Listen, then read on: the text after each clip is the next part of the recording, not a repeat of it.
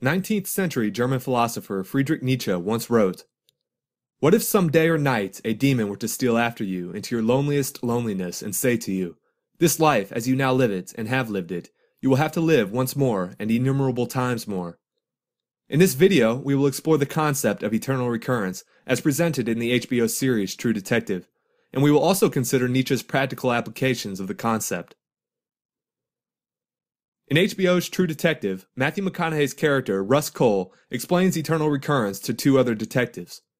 Time is a flat circle. Everything we've ever done or will do, we're going to do over and over and over again. You are reborn, but into the same life that you've always been born into. To help clarify this idea, let's draw an analogy between the theory of eternal recurrence and a film on DVD. When we finish watching a film, we can replay it from the beginning.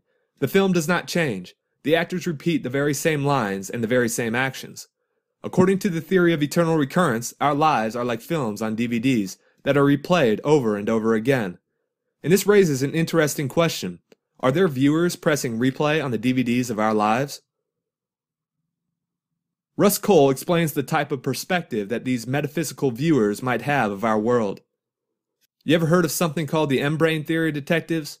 Outside of our space-time, from what would be a fourth-dimensional perspective, time wouldn't exist.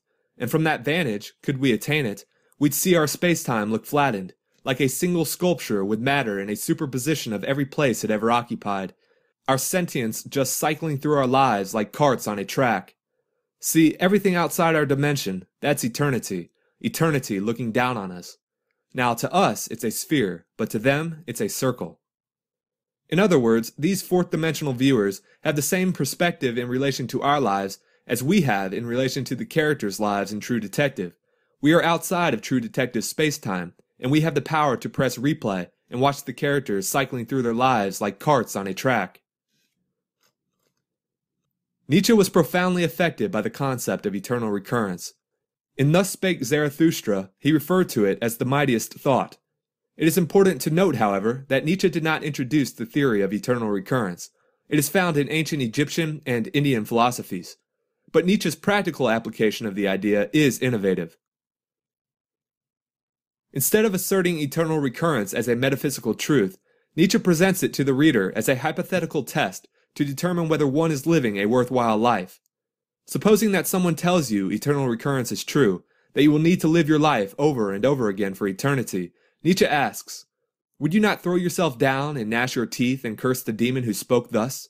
Or have you once experienced a tremendous moment when you would have answered him, "You are a god, and never have I heard anything more divine"? The person who embraces eternal recurrence as a blessing from the divine is living a worthwhile life. On the other hand, the person who curses eternal recurrence as a torment sent from the devil ought to consider changing the path of life on which he is treading. To conclude, eternal recurrence is the theory that time is like a circle, and that the life we live now we will live innumerable times more for eternity. In short, our lives are like DVDs.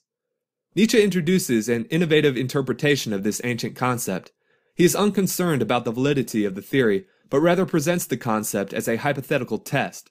In order to pass the test, one must live so that one wants to have nothing different, not forward, not backward, not in all eternity. I hope that you enjoyed watching this video. Please like, comment, and subscribe. Farewell.